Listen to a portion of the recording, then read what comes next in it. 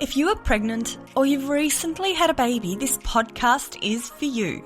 I am your host, Kath Bequee, a physiotherapist working in women's health and mum of 3.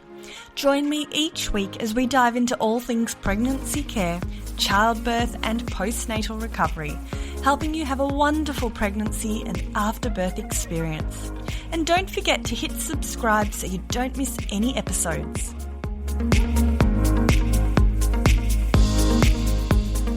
Welcome back to another episode of the Fitness Mama podcast. Today, I'm super excited to chat to Sheree, who is a postnatal care specialist. So we are talking all about those first couple of days after having a baby. So we'll be discussing how many nappies does a newborn need. We're going to be talking about those first few nights after having a baby, so night number 1 and night number 2. And we're also going to discuss, Sheree's got some great tips for the partner, so whether or not it's your husband or the non-birth person.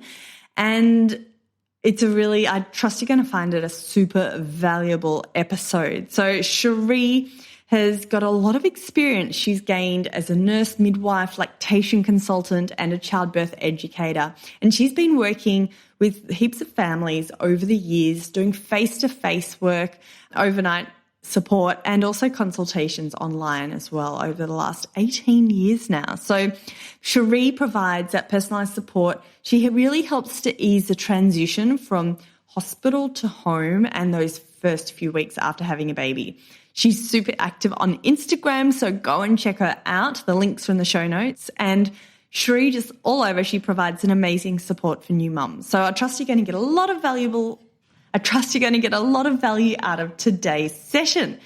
Before we do dive in, I'd love to invite you to download a free pregnancy checklist I have got. So it's a newly adapted checklist.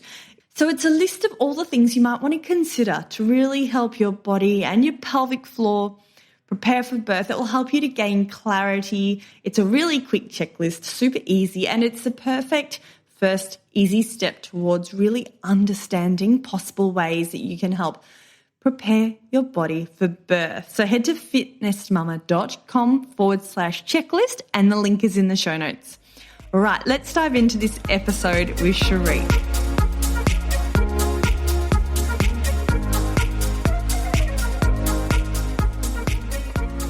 Sheree, thank you so much for joining me on the Fitness Mama podcast. It's an absolute honour to have you. And I know I've been trying to encourage you on for a good 6 to 12 months. So thank you for finally doing it with me. It's amazing. I've been slightly terrified, but I'm not sure why, because I know we've done some lives together, which have been fun. So I'm looking forward to today. And I know you are the live queen. So if anyone loves a good Instagram live, go and check out Sheree. So Sheree has a background working as a midwife, a lactation consultant, and an educator. And I asked Sheree I wanted to talk about newborns and nappies. And I thought Sheree was a perfect person for this because inside my membership, there's been a few conversations lately about how many nappies newborns need. So Sheree, let's start off with that big question. Absolutely. Well, I've been working privately for the last 20 years and I have seen mums who are pregnant who are open their cupboards and they have boxes and boxes of nappies thinking they're so prepared for the 4th trimester because they have their cupboard filled with nappies. And it's a great way to start being prepared for the 4th trimester, but it's not where you really need to be. But if I tell you this number, you'll be slightly terrified about how many nappies you're going to need. It's between 2,500 and 3,000 nappies a year. Now, that number does seem very, very daunting, doesn't it? And when you see, when you start those first few days and you see how many times a baby wheezes and poos, you can see how that 3,000 number clocks up very, very quickly. So if we break that down, how many is that per day? Well, as a minimum, we're hoping that a baby will have at least 6 wet nappies a day. A breastfeeding baby will have at least 6 wet nappies a day. That's a great indicator that they're getting enough. Some babies will poo that many times. Some babies will poo less. It does get less as babies get older. Sometimes you'll change a nappy and then as soon as you put it back on again, the baby will poo again. So sometimes even every change can be up to 2 or 3 nappies per change. So there is definitely a lot. So I think, depending on your baby's size, I think it's a good idea not to go too wild on the newborns, unless your baby's a tiny baby. But if you've got a bigger baby, I think people forget that Woolworths can deliver or are just down the road. So you don't actually need to have a cupboard full of nappies, or subscription services, a lot of it getting more popular as well. But I think just knowing that there's going to be quite a few nappies in that first year. Some people do choose to go with the reusables, which is washing 3,000 nappies to me feels pretty daunting. But I think for some people that's something that they're happy to venture into. But definitely lots of nappies. And I do remember as well, like I would have just bought a new packet of nappies, but then it sometimes feels like a click of the switch and suddenly you realise your baby actually needs a bigger size, or absolutely, they're leaking through the smaller size. So suddenly you've got a whole box of unused nappies. So if someone's pregnant, we've got a lot of pregnant listeners to this podcast, to prepare for the newborn period and coming home from hospital, how many nappies do you think they need? Look, I think if you sort of work on 10 to 12 probably being, pretty average for most babies in that newborn period. There may be a bit less some days, but maybe a bit more. Probably 12 is probably where it's at for most. Then depending on the baby's size, I think it's hard because that newborn nappy, it can be all of a sudden they can be sort of bursting at the seams and leaking, like you say. So there's a bit of a crossover with weights on newborn nappies to the next size. So I think as soon as you're starting to see that the baby's there's getting leakage, especially at night, I think it's time to change up to the next nappy. But it's really size dependent. But if you're sort of working on around about 12-ish per day and start doing your maths on that one, it's terrifying. You probably do need quite a few boxes in that to get you through. Yeah. But I also think it's good to have smaller size boxes because you don't know what brand you're going to like either. And I know one of my children, I loved a certain brand, and then the next baby I discovered a totally different brand and I fell in love with that. So I don't know if it's a different babies or, nappies change over the years, but they've definitely changed over the years. They're so much better. And there's there's much more of a variety of nappies available now too, with a lot more eco-friendly nappies and reusable. Like I said before, a lot of people are choosing to do that as well. So there's definitely a more variety on the market, and subscription services so you can actually have them delivered to your door. So, it's but you will go through a lot, most definitely. Can we quickly, because I know we want to talk also about the newborn period, not just nappies, but I'd love to know, we've talked about disposable nappies, we've talked about reusable nappies. Is it mainly just those two sorts, like cloth nappies or disposable nappies, or are there any other variations that are becoming common? Yeah, look, I think the eco-friendly nappies are definitely becoming more common. So they're, I think some mums choose those because they're more environmentally friendly. You've got the more of the commercial brands that have been popular and common through the years, and then a lot of people then choose to use the formed reusable nappies, so they can use the liners and the inners, the inner shell, and then they can wash all of those. So I haven't had a lot to do with those, but people who use those, often they're very passionate about those, and there's lots of forums and sites that you can find that people will tell you all about what brands are best and what inner linings to use, and they're definitely the expert. That's definitely not my area of expertise, nappies have come such a long way, since I had my first daughter 23 years ago. So they've definitely come a long way, thankfully. It's a really fascinating area because there are more options available, and even the washable ones are very different from what I know my mother used with the big absolutely. Pin back in the day. I remember starting as a midwife, we had to fold the white cloth nappies and fold those up and use a pin. I was terrified. Yeah, that massive pin with a newborn baby. Yeah, it makes me sound very, very old. Not at all, Sheree. Okay, let's talk about this newborn period. This first week or so, let's say the mum's got the nappy sorted. What are some common themes that you come up with your mums?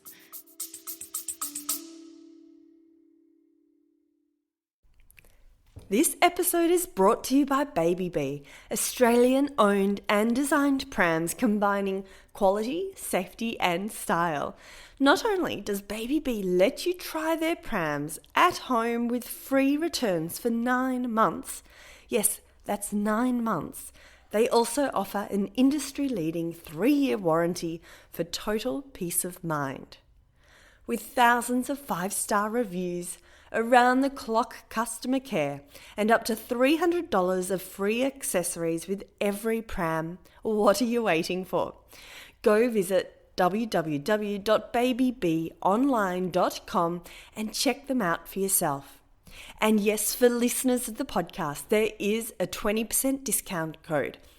Enter FITBEE, FITBEE 20 at checkout, and T's and C's apply.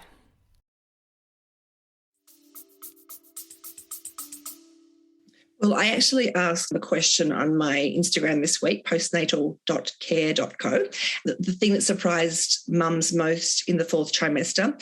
And I had a great response from mums talking about a wide variety of topics that, some that I hadn't even thought about. So I sort of narrowed it down to a couple of things, but I think, feeding, whether it's breastfeeding or artificially feeding, was sort of, one category that I would say that would be very common. What to expect in those first few days. I think a lot of mums, well, I know even myself when I had my first daughter, I know I was so focused on the birth, and then sort of thought, I'll deal with that after. And a lot of mums sort of say to me that's exactly what they're thinking about, just preparing for that birth, thinking about pain relief and thinking about getting through that and doing, all the preparation for birth classes and, whatever they're going to do, writing their birth plan. But then when it comes to the day that they have their baby, it's like, oh, okay, we haven't really prepared for that 4th trimester. So there's a couple of common things that I would say that are the main concerns about people going, I did not expect this. So what happens in those first few days, what the baby looks like, how they're feeling and their recovery, emotional and physical. And then I think probably a topic for another time is when they're getting home and the expectations and change in relationship and coping with those times as they get home. So I really try and help mums deal with that transition from hospital to home, preparing them for what happens in those first few days when they're in hospital, and then those early days when they get home from hospital. And so I think a couple of the things that I think conflicting information in hospital is probably one of the hardest things that mums talk to me about. Is they could get 3 midwives who tell them 3 totally different things about the same topic. And I know that hasn't changed over the years, unfortunately. And probably at the moment, it's probably even worse because of the way the hospital system is, even in the so-called best hospitals. I think so. There's still a lot of conflicting advice, and also mums are going home from hospital so early for a lot of mums, so they're getting home before their milks come in. So I think there's so many things. So I can definitely today talk about a few things that I try and prepare mums for when I do the consultation on preparing for those first few days and that early days as they transition from hospital to home. The things that they're going to see for sure.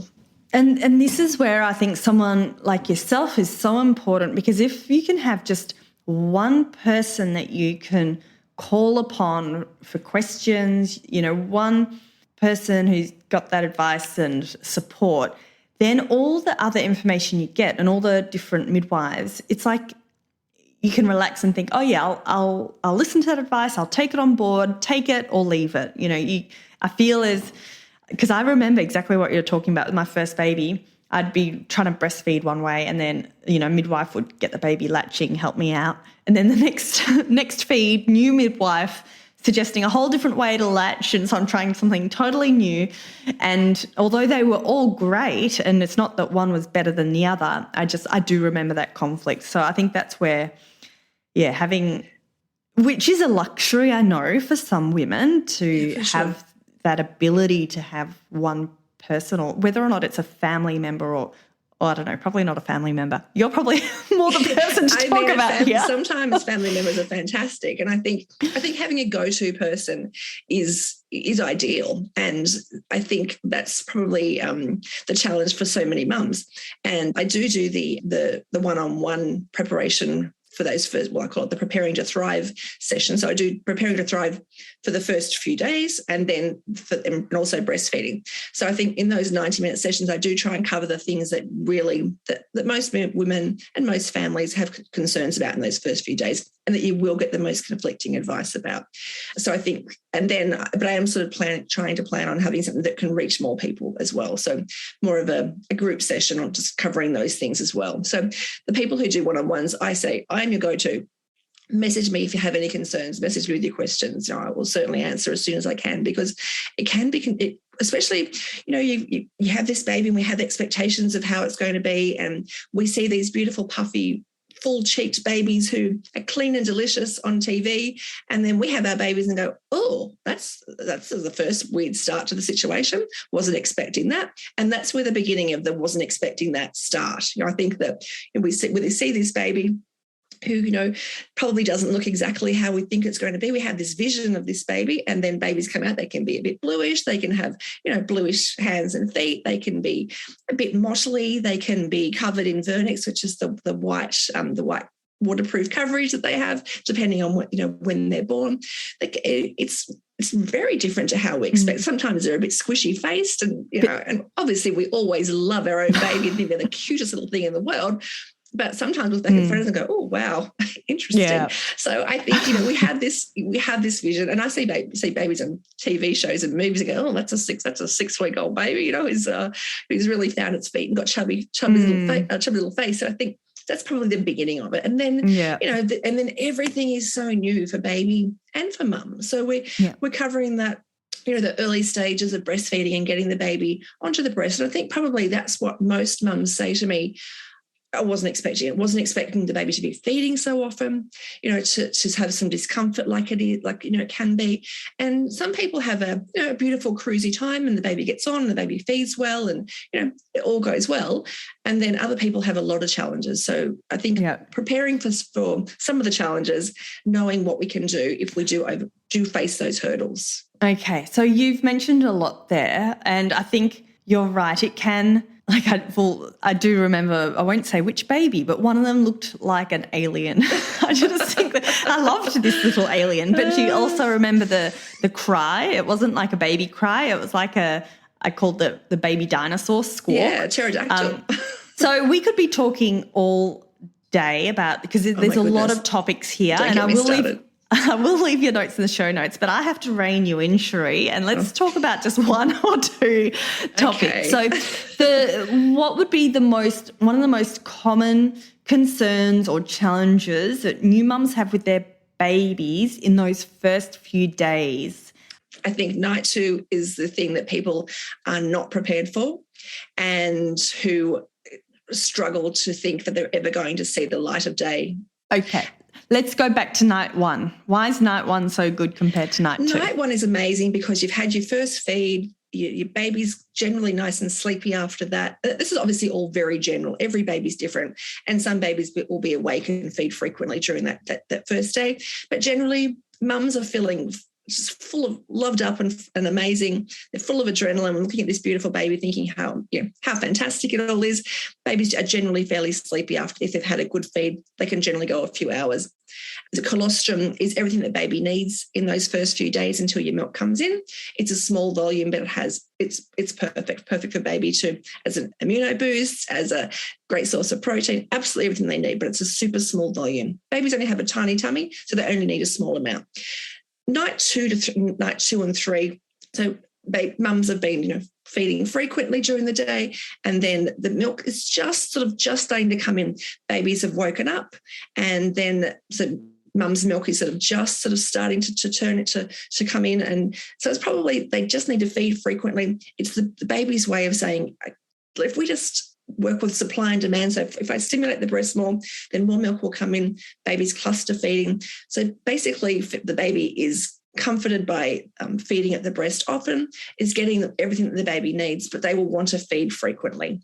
So you're probably feeling great during the day. You may have had visitors during the day, and then you're ready to go to bed at 8 o'clock. You're like, yes, it's fantastic. And then baby's like, hello, welcome to the night. And normally until sort of dawn, baby will want to feed frequently. If you try and put the baby down and they're wanting to be cuddled and have skin to skin. So my advice to mums and dads or non-birth parents is know that that's coming. Know that night 2 or 3 is coming. Prepare yourself for that. Rest when you can during the day. Tag team as much as you can.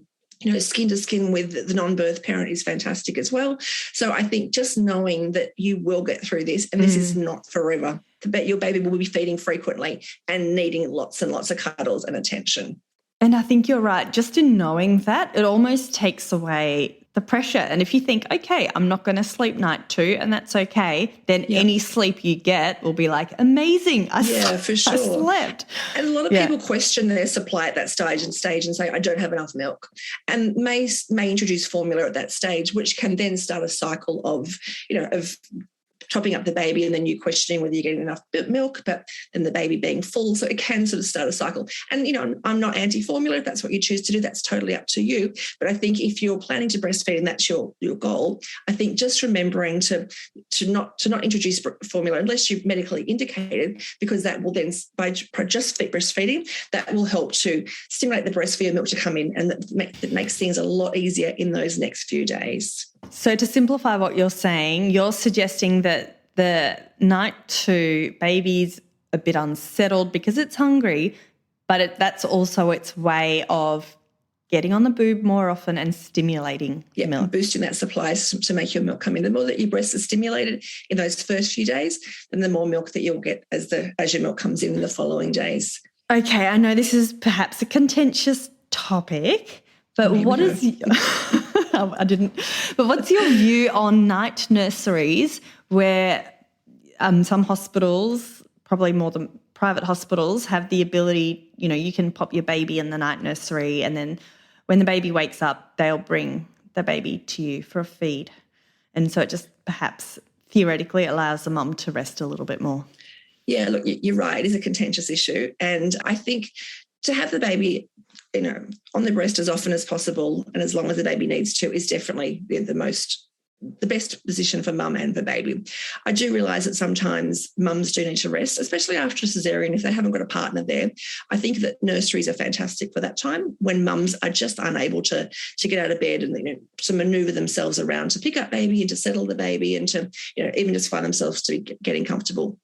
So I do find that there's, at that time they're needed. Definitely the guidelines for optimal breastfeeding are that the baby stays with mum and that the baby feeds as frequently as baby needs to.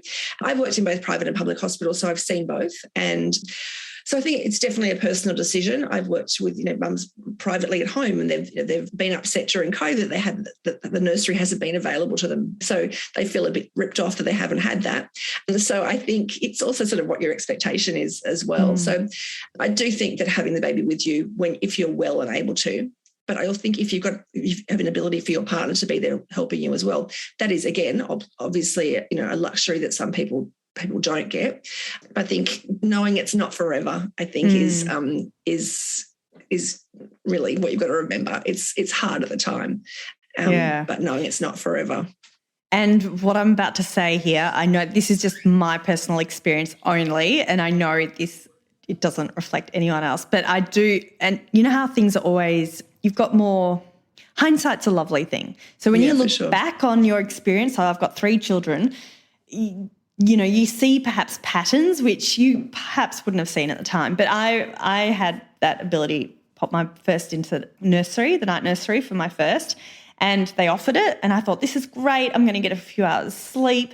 And I loved it. Like at the time I loved it. But I do remember one particular time, or a couple of times, they said, oh, yeah, we were able to resettle your baby, but, now we need to bring it in for a feed. So they were able to stretch out the period a bit longer. Yep. But for my first, I had great difficulties with milk supply and with my third baby, I know it's a very different situation, but I didn't have the night nursery. She suckled all the time. Yep. And I know it's a very different situation, but I do wonder, when sometimes you just question what you did in the past.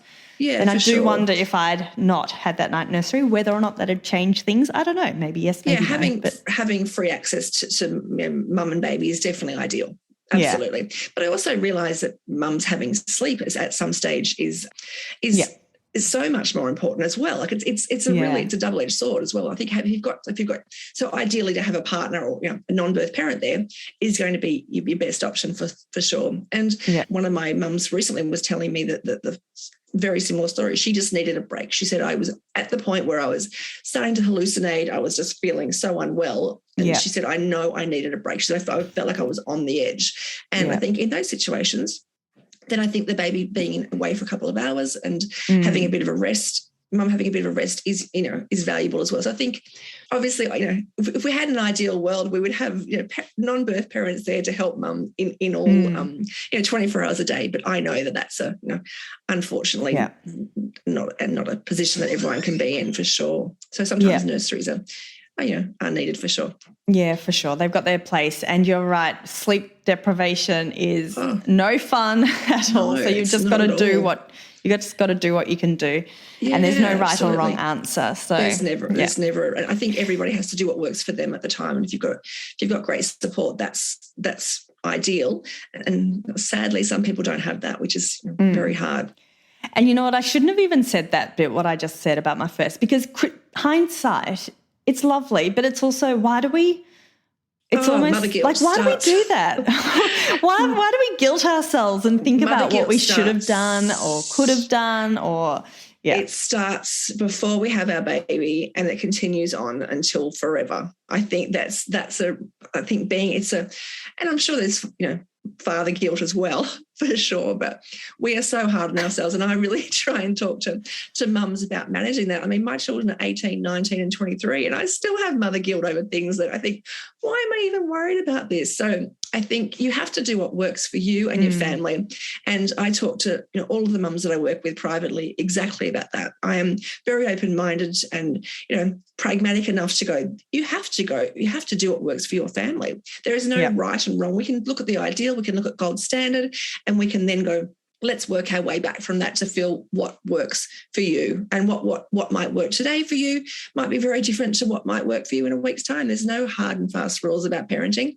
And I think knowing that is probably the best thing, because it's hard. Like those early days are hard. So I think sort of preparing yourself for what you may see. There's could be so many variations. I could see 10 different mums who would have 10 different stories, and there's no that I could not prepare you for all of the scenarios. I think having a basic idea and having a go-to person is really important. And Sheree, this is why I wanted to chat to you, because you're so pragmatic, you're so easygoing, and you're so go with the flow, do what works best for mum.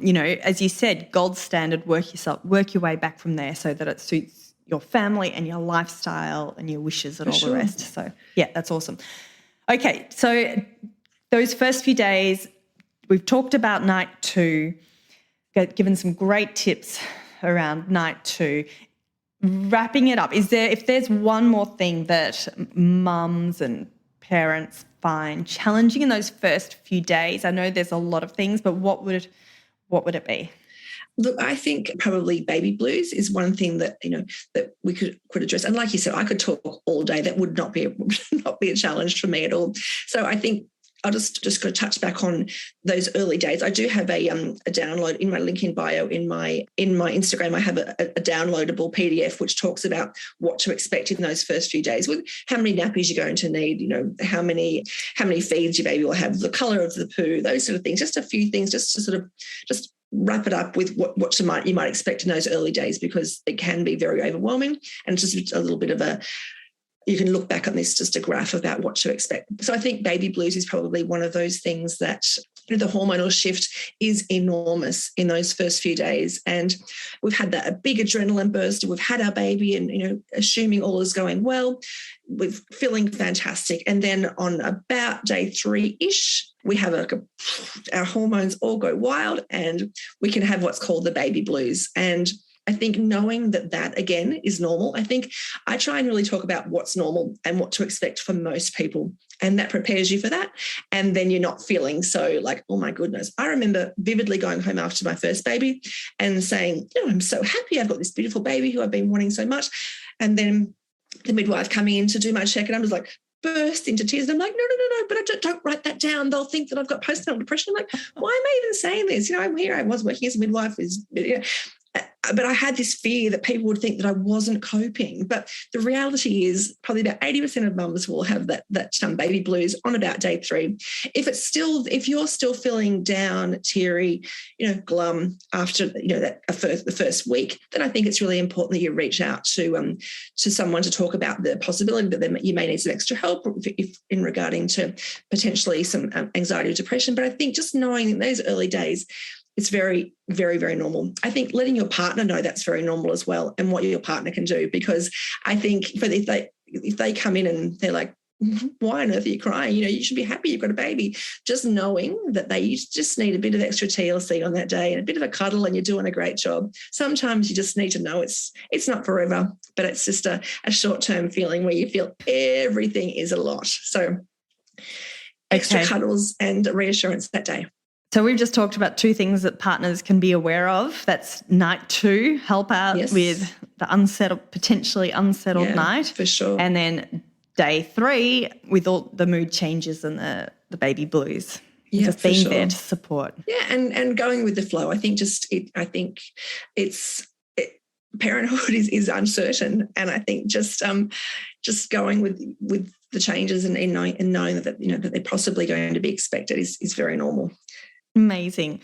So to finish off with Sheree, again, I'm putting you on the spot, but you've given us lots of tips and advice, great advice, but to finish off with, any words of wisdom for pregnant mums listening today who are about to embark on motherhood? Oh, look, I think my suggestion would be to focus less on the birth. I think be aware of what, prepare as much as you can, but that is going to be one day, and that baby's going to come, well, one day, hopefully-ish, potentially longer, but the baby's going to come out no matter what. I think we focus way too much on the birth and buying onesies and nappies, and the reality is I think we need to really put our focus on preparing for that 4th trimester, what to expect in those early days, what your partner can do, making a plan, how you can make things easier ongoing. I think even just knowing what is normal around, feeding, sleeping, settling, expectations around that, but then also preparing your partner and making a plan around how you can make that 4th trimester a lot easier, because it's hard. I think that emotionally it's hard. I'm preparing, just recovering, whether you've had a cesarean or a vaginal birth. I think we still need to remember that 4th trimester should be a time of rest, recovery, just nurturing your baby, getting the feeding right, and not a bounce back time. I think just remembering that the 4th trimester is probably what we should really be focusing on, and ways that we can make it easier and make it a time where we really nurture ourselves and really just become a little family unit and get as much help as you can. And you can jump online and have a look at what I offer there in regards to preparing for that 4th trimester, the 2 sessions that I do, but also I will be doing some sessions coming up on antenatal expressing. I think that's another thing we can do to prepare ourselves so that we don't have, midwives' hands all over our boobs. We can prepare for it that way by knowing to do it ourselves. But also I'll be doing a group session as well about preparing for the 4th trimester. So that will be coming up because it's coming up to baby season as well. So I think just preparing for that 4th trimester, knowing what's normal. So Sheree, how, for listeners, I know you mentioned your Instagram handle before, but how can women find you? I'm on Instagram a lot at postnatal.care.co, and also a website as well, but I answer lots of DMs in Postnatal Care Co. I try and have information there that will help you in that 4th trimester. So answer a lot of questions with mums that I worked with during the week. I sort of pull a lot of their questions and answer those as well for people on Instagram. So that's generally where you can find me. And I'm in Sydney, so I do in-home consultations and also virtual consultations during pregnancy and also in that 4th trimester. And as I mentioned before, Sheree is the Instagram live queen, so go and check her out. And I'll put all the links in the show notes, including that checklist that Sheree mentioned. So thank you so much, Sheree, for joining me on the Fitness Mum podcast, discussing all things newborn nappies and those first few days after having a baby. And before I sign off, remember my team and I will be putting together And before I sign off, remember my team and I will be putting together the show notes for this episode with all the links, including how to connect with Sheree at fitnessmama.com. And don't forget to download that free checklist I was talking about if you're interested in learning how to help prepare your body and pelvic floor for birth. Head to fitnessmama.com/checklist. That's it, ladies. We will see you next week for another episode of the Fitness Mama podcast. Thanks for listening to the Fitness Mama podcast, brought to you by the Fitness Mama freebies found at www.fitnessmama.com/free. So please take a few seconds to leave a review, subscribe so you don't miss an episode, and be sure to take a screenshot of this podcast, upload it to your social media, and tag me at Fitness Mama so I can give you a shout out too. Until next time, remember, an active pregnancy, confident childbirth, and strong postnatal recovery is something that you deserve. Remember our disclaimer, materials and contents in this podcast are intended as general information only and shouldn't substitute any medical advice, diagnosis or treatment. I'll see you soon.